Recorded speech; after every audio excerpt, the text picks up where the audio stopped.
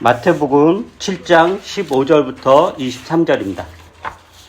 마태복음 7장 15절부터 23절입니다. 제가 읽겠습니다. 마태복음 7장 15절부터 23절. 거짓 예언자들을 살펴라. 그들은 양의 탈을 쓰고 너희에게 오지만 속은 굶주린 이리들이다. 너희는 그 열매를 보고 그들을 알아야 한다. 가시나무에서 어떻게 포도를 따며 엉겅퀴에서 어떻게 무화과를 딸 수 있겠느냐. 이와 같이 좋은 나무는 좋은 열매를 맺고 나쁜 나무는 나쁜 열매를 맺는다. 좋은 나무가 나쁜 열매를 맺을 수 없고 나쁜 나무가 좋은 열매를 맺을 수 없다. 좋은 열매를 맺지 않는 나무는 찍어서 불 속에 던진다. 그러므로 너희는 그 열매를 보고 그 사람들을 알아야 한다. 나더러 주님, 주님 하는 사람이라고 해서 다 하늘나라에 들어가는 것이 아니다. 하늘에 계신 내 아버지의 뜻을 행하는 사람이야 들어간다. 그날에 많은 사람이 나에게 말하기를 주님, 주님, 우리가 주님의 이름으로 예언을 하고 주님의 이름으로 귀신을 쫓아내고 또 주님의 이름으로 많은 기적을 행하지 않았습니까? 할 것이다. 그때 내가 그들에게 분명히 말할 것이다. 나는 너희를 도무지 알지 못한다. 불법을 행하는 자들아 내게서 물러가라. 이게 오늘 이 설교를 하게 된 이유는 이제 산산수훈 강해가 이제 전자책으로 나오잖아요. 그래서 이제 1집은 나왔고 2집 원고 정리해서 주고 이제 강호 형제가 이제 편집 작업을 하는데 39가 이제 빠진 걸 발견한 거예요. 그러니까 38에서 40으로. 그러니까 그래서 39 원고를 달라 그랬는데 왜 없지 해서 아무리 찾아도 없더라고요. 그래서 그 교양 페이지에 있지 않을까? 교양 페이지에도 38 다음에 40으로 넘어갔더라고요. 그 39 원고가 소실이 돼서 그래서 이제 고민이 됐죠. 39를 빼고 전자책을 낼 것인가? 아니면 39를 다시 설교를 할 것인가? 근데 다시 설교해서 주면은 약간 내가 허탈한 것 같고. 그러면은 어차피 이번 주 설교를 그걸로 새로 준비하면은 주일 설교도 되고 다시 원고도 되니까 일비 그런 마음으로 다시 준비를 이렇게 했습니다. 그러니까 왜 갑자기 아무리 파일을 찾아도 없더라고요. 이 39 원고가. 그래서 이제 새롭게 준비를 한 거고요. 그래서 오늘 좀 보려고 합니다. 오늘 살펴볼 본문은 두 단락으로 이제 구별이 돼요. 15절부터 20절이 한 단락이고 21절부터 23절이 또 한 단락 이렇게 나눕니다. 15절부터 20절은 거짓 예언자들을 분별하라 라고 그래요. 그러니까 분별한다는 것은 거짓 예언자들을 이렇게 판단해라 이런 거죠. 이렇게 분별하라는 것은 어렵다는 거예요. 딱 눈에 보고 쟤 거짓 예언자 그럼 너무도 쉽잖아요. 근데 분별하라는 것은 이제 어렵기 때문에 분별하라고 하는 거죠. 근데 그 어려운 이유가 뭐냐면은 본문에 보면은 그들이 양의 탈을 쓰고 오기 때문이다라는 거예요. 양의 탈. 그러니까 드러나는 겉모습만으로는 거짓 예언자인지 알 수 없다는 거죠. 우리는 어떤 사람이 참 좋은 사람이다, 나쁜 사람 된 건 겉모습으로 이렇게 대부분 알잖아요. 그 속까지는 알 수는 없죠. 그 사람이. 그리고 요즘은 이제 겉모습이라는 게 그런 어떤 대중 매체라든가 그런 데서 이렇게 보여지는 어떤 그런 이미지 이런 거잖아요. 그게 이제 양의 탈을 그래서 드러나는 겉모습만을 알 수 없기 때문에 분별을 해야 되는데 그럼 어떻게 알 수 있다고 본문을 하냐면은 열매를 보고 알 수 있다라고 그래요. 열매를. 그러니까 좋은 나무는 좋은 열매를 맺고 나쁜 나무는 나쁜 열매를 맺어요. 그러니까 좋은 나무가 나쁜 열매 맺는 방법 없고 그리고 그러니까 좋은 나무가 나쁜 열매 맺는 법은 없어요. 그러니까 좋은 나무는 좋은 열매 맺고 나쁜 나무는 나쁜 열매 맺죠. 그래서 그 열매를 보면은 나쁜 열매는 얘는 나쁜 나무구나. 좋은 열매를 보면은 얘는 좋은 나무구나라고 이제 판단을 할 수 있다라고 하는 거죠. 그럼 이제 여기서 이제 우리가 어떤 의문이 드냐면은 그럼 열매란 무엇인가라는 거죠. 열매를 보고 그 사람이 늑대인지 양인지 분별을 하라는 거잖아요. 열매를 보고 그 사람이 참된 예언자인지 거짓 예언자인지 판단하라는 건데 그러면 이제 열매란 뭔가라는 거죠. 무엇이 좋은 열매고 무엇이 이제 나쁜 열매인가라는 거예요. 근데 우리는 이제 보통 열매 그러면 어떤 게 떠오르죠? 결과물이죠. 결과물을 가지고 열매. 그러니까 네가 아무리 이래도 이렇게 열매 이게 보여지는 게 없으면 그거는 깡이다. 뭐 그렇게 이야기 하잖아요. 그래서 좋은 열매를 맺어야 된다라는 말은 보통 우리는 어떻게 듣냐면은 좋은 성과물을 내어야 된다.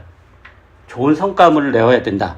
즉 어떤 업적이라든가 일에 대한 최종적 결과물을 열매라고 표현하죠. 일반적으로는. 그 열매라는 건 어쨌든 뭐 겨울지나 봄지나 여름지나 가을에 이제 열매를 맺는 최종적 결과물로서 맺는 거니까 그렇게 표현을 해요. 근데 본문은 열매를 그러한 업적으로 이야기하지 않아요. 지금 15절부터 20절이 하는 이야기가 좋은 나무는 좋은 열매를 맺고 나쁜 나무는 나쁜 열매를 맺는다. 그럼 도대체 열매가 뭐냐? 라는 것에 대한 답변이 21절부터 23절이에요. 21절부터 23절. 21절부터 23절은 뭐냐면은 좋은 열매를 맺는 사람 어떤 사람들과 이야기하는 거예요. 좋은 열매를 맺는 사람은 하늘에 계신 내 아버지의 뜻을 행하는 사람이다 라는 거예요. 즉 하나님의 뜻대로 사는 사람이 곧 좋은 열매를 맺는 사람이다 라는 거죠. 그러면 여기까지 하면 또 의문이 들죠. 그럼 도대체 하나님의 뜻대로 산다는 게 뭔가? 하나님의 뜻대로 행한다는 게 뭔가? 이런 의문이 드는 거예요. 이것 역시 이제 열매처럼 오해가 있는 거예요. 대체적으로 하나님의 뜻대로 행하는 것을 많은 경우 종교적 생활과 실천을 얼마나 잘하는가로 생각을 합니다.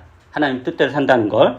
예배를 열심히 참여한다든가 기도라든가 성경을 공부하고 하나님의 말씀 묵상하고 전도를 하고 교회 봉사활동을 하고 구제를 하고 이런 것을 열심히 하는 것이 하나님의 뜻대로 사는 것을 이해하죠. 근데 이거는 개신교만 그런 것이 아니라 모든 종교가 그래요. 사실은 모든 종교가 그 종교에서 행하는 어떤 일들, 여러 가지 일들이 많잖아요.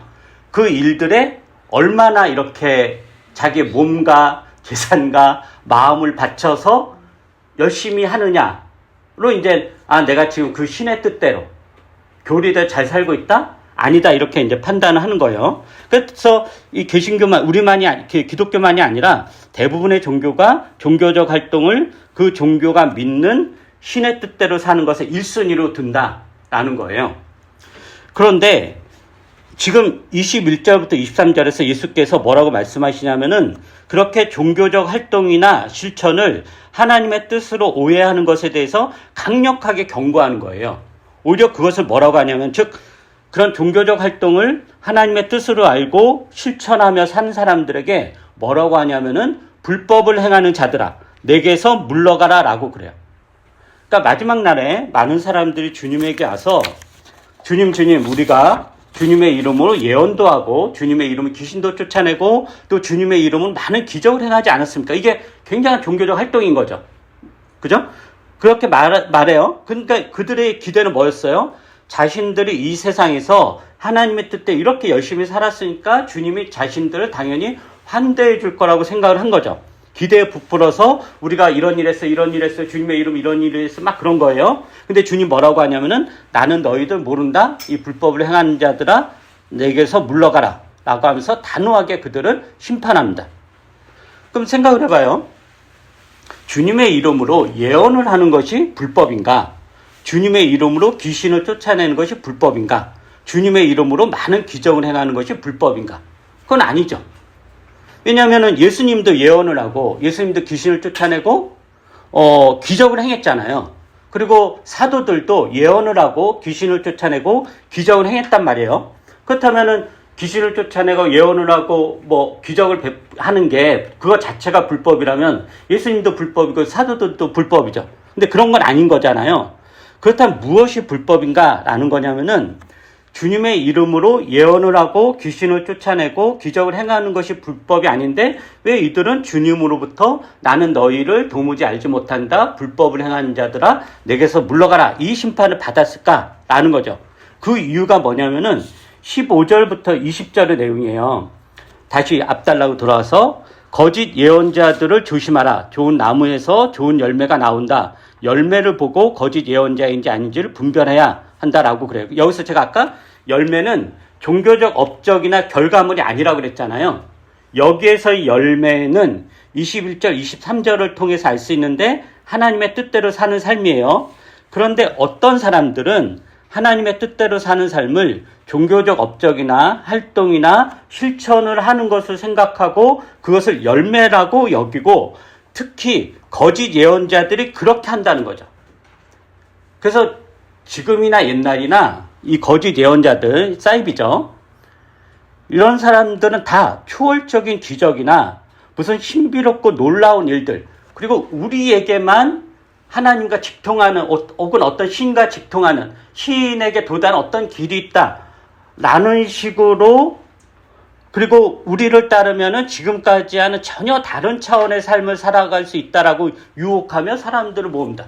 근데 이건 기독교의 뭐 이상한 이단들만 그런 게 아니라 불교의 파도 많고 다 되게 많아요. 그런 데가. 그런 데는 이제 교주가 이제 신격화되고 그런 선전하는 것도 막 그렇게 되고, 그리고 우리를 따르면, 우리를 믿으면, 이 종교를 믿으면 지금까지 당신이 살아왔던 삶과는 전혀 다른 차원, 정말 놀라운 삶을 살 수 있다, 이런 식으로 이제 유혹하고 이제 사람들을 모으고, 그래서 결국 그렇게 되면 어떻게 되냐? 하나님의 뜻대로 사는 것에 대해서 일상은 없어지고 그 종교 단체가 내세우는 종교적 실천만 열심히 하게 됩니다. 그래서 사이비일수록 그 안에서만 계속 맴돌아요. 매일 모이고 매일 뭐 집회를 하고, 그래서 전혀 딴 생각하지 못하도록 만든다라는 거죠. 그것에 대해서 불법을 행하는 자들아라고 하는 거예요. 그것은 좋은 열매가 아니라 불법이다라는 거죠. 종교적 실천이 중요하죠. 뭐 우리 식으로 이야기하면 예배를 드리거나 기도를 하고 성경을 공부하고, 이건 굉장히 중요해요. 근데 이게 왜 중요하냐면은 우리가 좋은 열매를 맺어야 되잖아요. 좋은 열매를 맺으려면 뭐가 필요해요? 햇볕도 필요하고 비료도 필요하고 그리고 물도 필요하고 공기도 필요하고 바람도, 다 이런 게 필요하잖아요. 그런 것들이 종교적 실천이에요. 그런 것들이.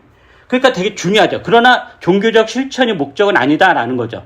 여러분이 이렇게 주일날 모여서 예배를 드리고 설교를 듣고 기도를 하고 성경을 읽고 또 하나님의 말씀 묵상하고 이런 거는 그거 자체가 목적이 아니라 열매를 맺기 위한 수단이에요.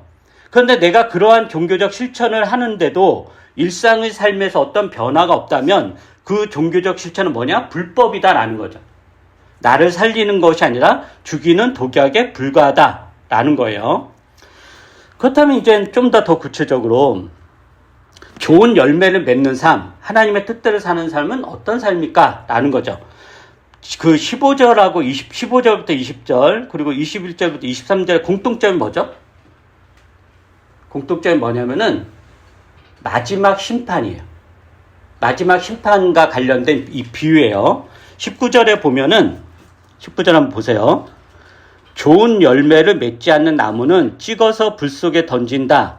이 표현은 찍어서 불 속에 던진다는 신약에서 마지막 심판과 관련된 표현이에요. 그 비유예요. 그러니까 거짓 예언자와 그를 추종하는 사람들에 대한 궁극적인 심판이 언제 있느냐? 마지막 때에 이루어진다라는 거죠. 그 다음에 이제 두 번째 단락에 보면 22절에 보면은 그날에 많은 사람이 나에게 와서라는 표현이 있어요. 이 그날이 뭐냐면은 마지막 심판 때를 이야기해요. 그러니까 21절부터 23절도 마지막 심판에 대한 비유예요. 그리고 도무지 나는 너희들 알지 못한다, 물러가라. 이런 것도 다 마지막 심판과 관련된 거고. 그래서 15절부터 23절의 두 가지 단락은 각각 다른 이야기가 아니라 마지막 심판과 관련된 거예요. 그럼 이제 우리가 또 이 생각을 해봐야 돼요. 우리가 심판을 하려면 뭐가 있어야 되죠? 그러니까 운동 경기를 해요. 심판이 어떤 판정을 하잖아요. 뭐 반칙을 했다. 이런 걸 하려면 뭐가 있어야 돼요? 기준이 있어야 되죠. 기준이 없으면은 그냥 지 멋대로 하는 거잖아요. 물론 하나님은 지 멋대로 하셔도 우리 할 말 없지만 어쨌든 기준이라는 게 있는 거죠. 그러니까 심판이라는 건. 그럼 마지막 심판의 기준이 뭐냐? 좋은 열매를 맺는 사람인지 나쁜 열매를 맺는 사람인지, 즉 나쁜 열매를 맺으면 나쁜 나무고 좋은 열매를 맺으면 좋은 나무다라는 거예요. 근데 그 열매는 업적이나 어떤 결과물도 아니다라고 우리가 이야기를 했어요. 또 좋은 열매를 맺는다는 것이 종교적 실천을 열심히 하는 것은 아니다라고도 이야기했고, 그리고 오히려 자칫하면 이 종교적 실천이 하나님의 뜻을 가리는 이 불법이 될 수도 있다라는 거예요. 그래서 마지막 심판에서 불법을 행한 자들로 심판받는 사람들은 정말 이게 흥미롭게도 주님을 믿지 않는 사람들이 아니에요. 그죠? 주님께 와서 우리가 주님의 이름으로 이것도 하고 저것도 하고 저것도 했어요. 이 사람들이 나는 너희들 모른다 라고 한 거잖아요. 그러니까 매우 열심을 다해 주님을 믿는 사람들이 주님으로부터 외면당하고 이제 심판을 당했다라는 거죠. 그러니까 그게 기준은 아니다라는 거죠. 그러면 이제 그 기준이 뭐냐면은 이게 이제 그 마지막 심판이라고 그랬잖아요. 그러면 성경에서 마지막 심판 때 판가름하는 기준이 있는데 그 기준이 뭔가라는 거예요. 그게 이제 마태복음에 나와요. 마태복음 25장 볼까요? 그 마태복음 25장은 세 가지 비유가 나오는데 이 세 가지 비유가 마지막 심판, 종말적 심판에 관한 내용인데 그 강조하는 점이 각각 달라요. 그걸로 한번 보도록 할게요. 그래서 심판의 기준을 알 수 있는데 그 마태복음 25장은 그러니까 25장 1절부터 3절은 열처녀 비유고 14절부터 30절은 달란트 비유고 31절부터 46절은 마지막 심판 비유예요. 근데 이 세 가지가 다 연결이 돼요. 어떤 식으로 연결이 되냐면은 우선 1절부터 13절을 보도록 할게요. 이건 열처녀 비유인데 아마 뭐 다 읽어보셨으니까 이렇게 아실 테고, 이 열처녀 비유의 핵심 뭐냐면은 마지막 심판은 언제 일어날지 알 수 없기 때문에 늘 준비를 하고 있어야 된다라는 거예요. 늘 준비를 하고 있어. 언제 일어날지 알 수 없다. 그래서 늘 준비를 해야 된다. 그럼 여기서 준비한다는 것은 뭐냐면은 지금 마지막 심판 때가 아니라고 하더라도 마지막 심판 때인 것처럼 살라는 거예요. 그러니까 등불을 계속 준비하고 있어야 된다, 그 의미거든요. 아직 하나님의 나라가 오지 않았지만 너희들은 하나님의 나라가 이미 온 것처럼 하나님 나라에서 사는 것처럼 살아야 된다라는 거예요. 아직 주님이 오시지 않았지만 주님이 여기에 계신 것처럼 살아야 된다라는 거죠. 그래서 이 열처녀 비유의 핵심 뭐냐면은 주님의 뜻대로, 하나님의 뜻대로 사는 것은 나중에 살아야 되는 것이 아니라 지금 여기에서 살아야 된다라는 거예요. 지금은 내가 이런저런 급한 것들이 있고 중요한 것들이 있고 그래서 그런 것들을 먼저 하고 나서 내 삶이 어느 정도 안정화되면 내가 그때부터 하나님의 말씀을 실천하면서 살겠다라고 고백하는 것은 거짓이다라는 거예요. 지금 살지 않으면 나중에도 살지 못해요. 지금 못하면 나중에도 못한다라는 거죠. 하나님의 뜻대로 살 수 있는 최상의 기회, 최상의 때는 바로 지금입니다. 나중에 하겠다는 것은 결국 하지 않겠다라는 뜻입니다. 열처녀 비유의 핵심은 지금 여기에서 해야 된다라는 거죠. 그 다음에 두 번째 비유인 달란트 비유인데 이건 되게 유명한 비유이죠. 14절부터 30절이에요. 어떤 사람이, 어떤 주인이 그 자기 이제 종들에게 이제 자기가 떠나면서 달란트를 맡겨요. 한 달란트, 두 달란트, 뭐 5달란트 이렇게 맡겼단 말이에요. 그 비유예요. 이 달란트는 그 고대 그리스나 로마의 무게 단위 혹은 화폐 단위예요. 무게 단위로 보면은 1달란트가 한 26에서 32kg의 금, 32kg 금 몇 돈인지 모르겠는데 몇 년인지 어마어마한 양이겠죠. 그리고 화폐 단위로 은하 1달란트는 현대 가치로 수십억 원에 해당된다라고 그래요. 그러니까 한 달란트 맡겼다. 이거 뭐 쪼존해가지고 이거 가지고 뭐하네. 이게 아니라 사실은 그가 평생에 만지지 못할 큰 돈을 한 달란트도 이렇게 줬다라는 거예요. 푼돈이 아니에요. 그럼 여기서 이제 이 달란트가 뭘 상징하고 무슨 돈이죠. 돈인데 이 돈만이 아니라 이 달란트의 어원이 탤런트가 이 달란트에서 나온 거거든요. 그래서 이 달란트가 의미하는 것은 돈만이 아니라 재능이라든가 즉 돈을 포함해서 한 사람이 가지고 있는 모든 자원이에요. 달란트가. 환경이라든가 조건이라든가 재능이라든가 기질이라든가 뭐 요즘식의 이야기는 어떤 유전자적인 어떤 특성이라든가 지식이라든가 이런 모든 게 포함돼요. 내 삶에, 나를 포함 내 삶의 모든 자원이 달란트인 거죠. 그런데 이 달란트가 처음에 어떻게 이 사람들에게 생긴 거죠? 준 거잖아요. 자기네가 막 땅 캐가지고 만든 게 아니라 자신들의 노력으로 달란트를 갖게 된 게 아니라 15절에 보면은 15절 보세요. 각 사람의 능력을 따라 한 사람에게는 5달란트를 주고 또 한 사람에게는 2달란트를 주고 또 다른 한 사람에게는 1달란트를 주고 떠났다라고 그래요. 그러니까 하나님이 주신 거죠. 내 노력으로 쟁취한 것이 아니다라는 거예요. 하나님의 선물이자 은혜인 거예요. 그럼 하나님이 주신 달란트를 가지고 무엇을 해야 되냐? 달란트를 만들어내야 된다는 거죠.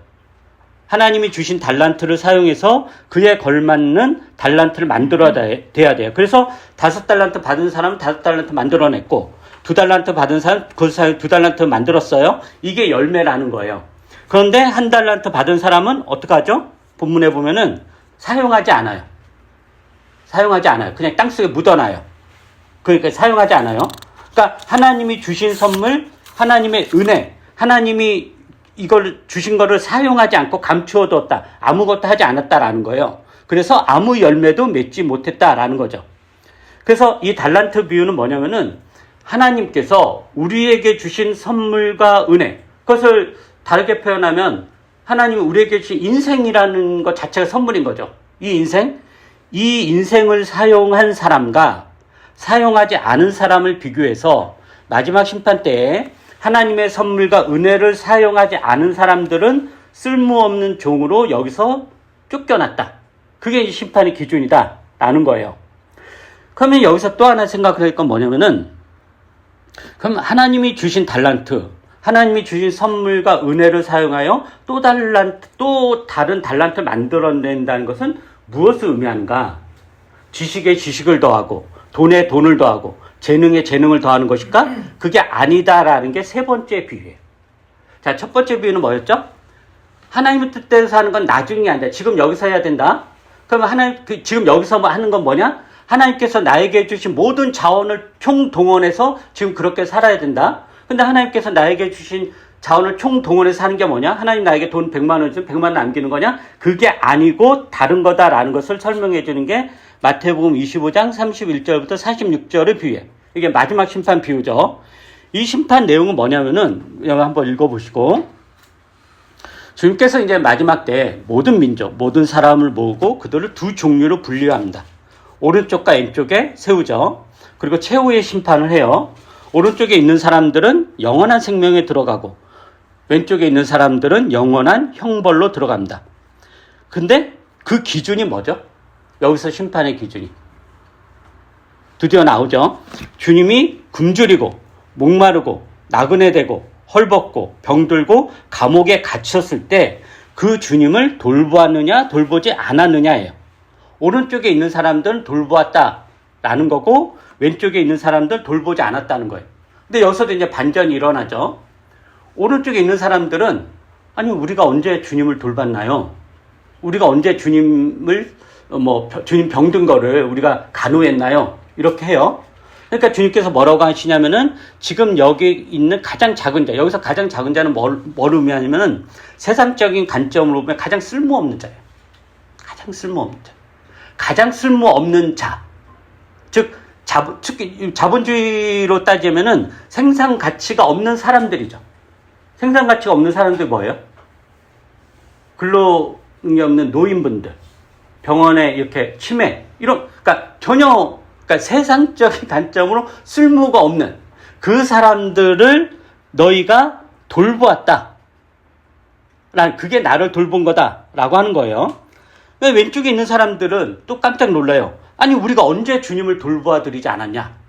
그러니까 주님이 또 같은 이야기를 하죠. 그러니까 오른쪽에 있는 사람들은 이 반응이 좀 재밌어요. 오른쪽에 있는 사람들 우리가 언제 주님을 돌봐 드렸나요? 예요. 근데 왼쪽에 있는 사람들 우리가 언제 주님을 안 돌봐 드렸나요? 예요. 관점이 다르죠. 그러니까 왼쪽에 있는 사람 자기네가 주님을 돌봐 드렸다는 거. 우리 주님 열심히 믿고 주님 믿고 막 다 했다. 라는 거예요. 그럼 우리가 언제 주님 외면했냐? 그러니까 주님께서 이 불법을 행하는 자들아 나는 너희들 도무지 모른다. 라고 하면서 그들을 심판하는 거죠. 그러면서 여기 이 사람들 가운데 지극히 보잘것없는 사람 하나에게 하지 않은 게 곧 내게 하지 않은 것이다. 라고 그러는 거예요. 이게 이제 심판의 기준이다. 라는 거죠. 그럼 이제 우리가 이런 결론을 내릴 수 있죠. 마지막 심판이라는 건 무엇인가? 마지막 심판은 결국 우리가 살아온 삶에 대한 평가입니다. 우리가 제대로 살았는지에 대한 평가인 거죠. 그리고 이 평가의 기준, 심판의 기준을 보면 우리가 인생을 어떻게 살아야 되는지, 삶의 목표가 무엇인지, 무엇을 추구해야 하는지, 돈을 버는 이유는 무엇이고, 밥을 먹고 운동을 하고 또 자신을 돌본 이유와 목적은 무엇인지가 나옵니다. 그것은 뭐냐? 소위 세상의 기준으로 지극히 보잘것없는 사람을 주님을 대하듯이 대하며 사는 것입니다. 이것이 열처녀 비유에서는 깨어있는 삶이고, 달란트 비유에서 이야기하면 남기는 삶이고, 아까 우리가 산상수훈 말씀으로 보면은 좋은 나무가 되어 좋은 열매를 맺는 삶입니다. 그래서 하나님 백성이 된다는 것, 그리스도인이 된다는 것은 종교적 실천을 잘하는 사람이 아닙니다. 물론 종교적 실천은 중요하죠. 그러나 종교적 실천 자체는 좋은 열매가 아니라 좋은 열매를 맺기 위한 수단이어야 돼요. 근데 종교적 실천을 열심히 하는데도 좋은 열매, 즉 보잘것없는 사람을 주님처럼 대하는 삶이 되지 않는다면 그것은 하나님과는 아무런 상관이 없는 오히려 악행에 불과하다라는 거죠. 그게 우리가 많이 보고 있잖아요. 요즘은 점점 더 기독교인이 된다는 게 정말 부끄럽고, 뭐 저 자신부터 해서 청문회 그 문제가 있는 장관 후보대 그 사람들도 열심히 있는 기독교인이에요. 한 번은 제가 아는 목사님 교회 교인이고, 그러니까 교회에서 참 사람 좋아요. 이게 구별이 안 되는 거죠. 어쨌든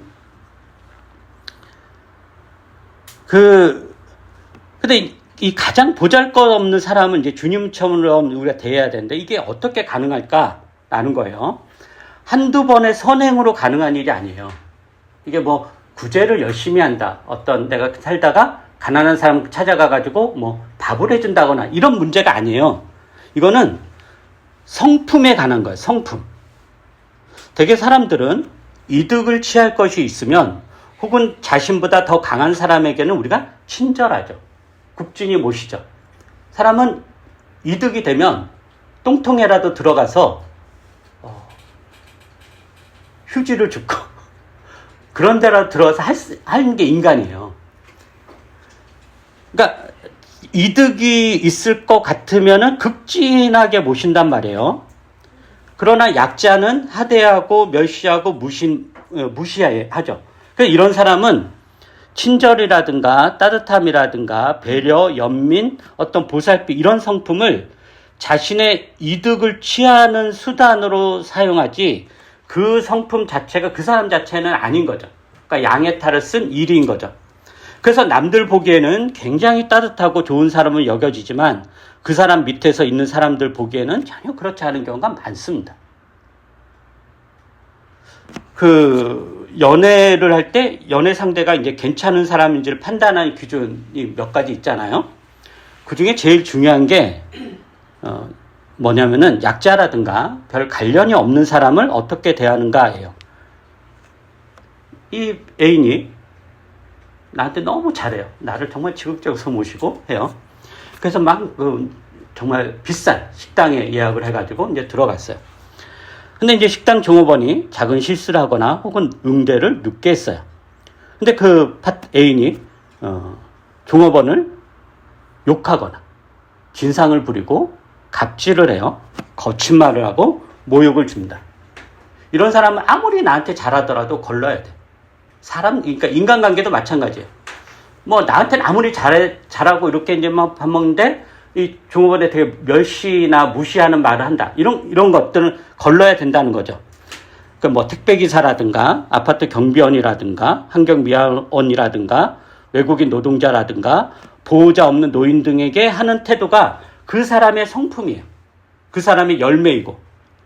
그러니까 강자에게 하는 거는 나보다 더 힘이 세고 강자, 내가 얻어먹을 거 있는 사람에게 하는 거는 가식적으로 할 수 있어요. 나란 성품과 아무 상관없이 이렇게 해요.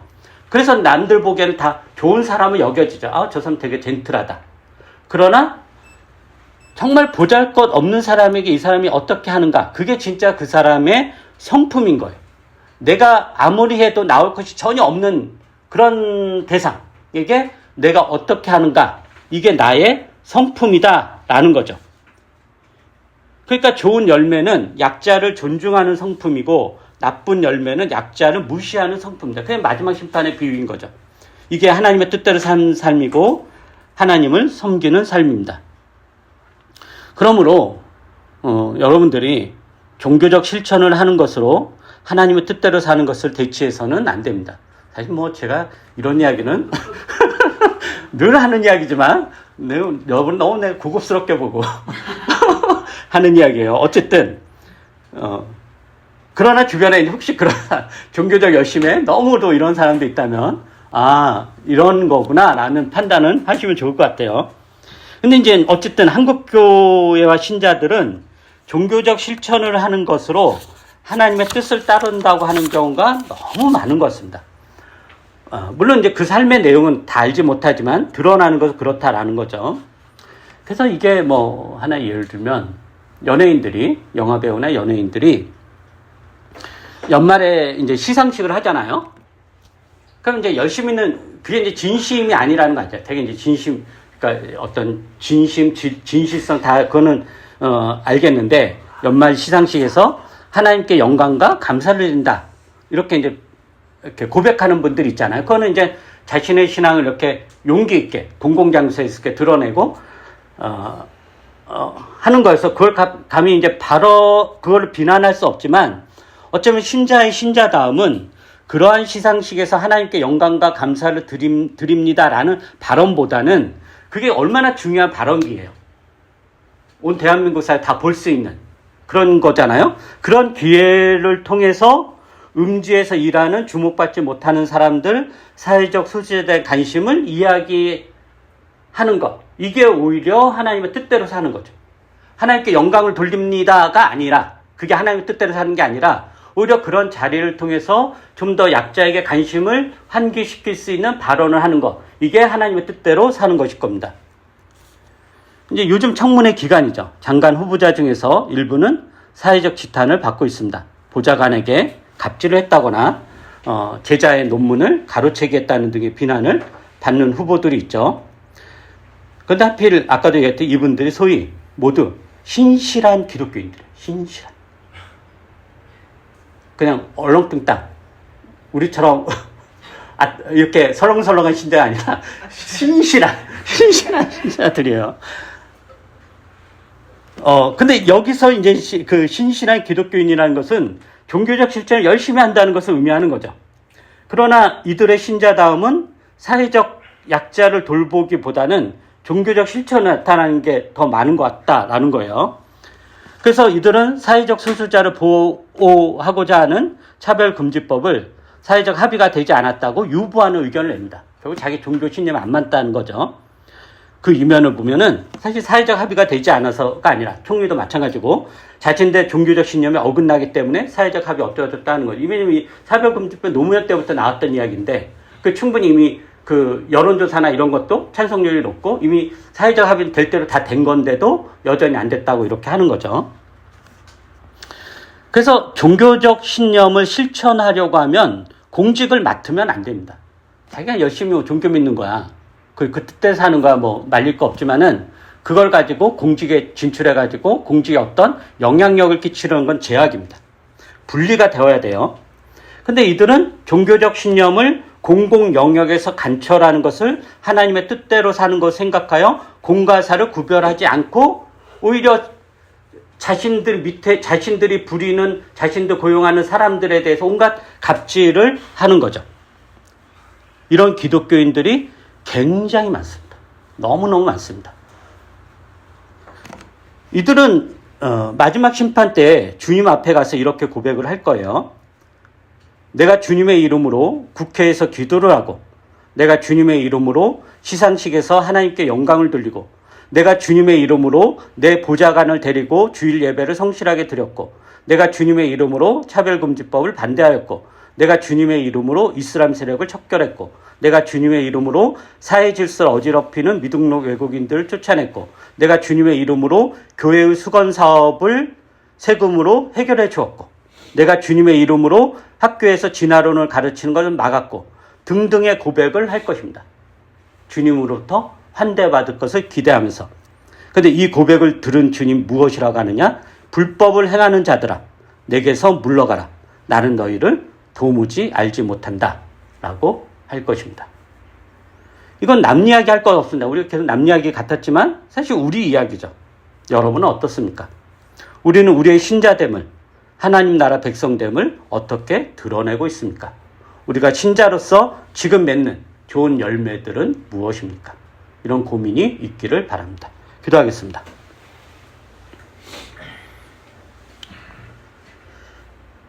거룩하신 우리 주 하나님,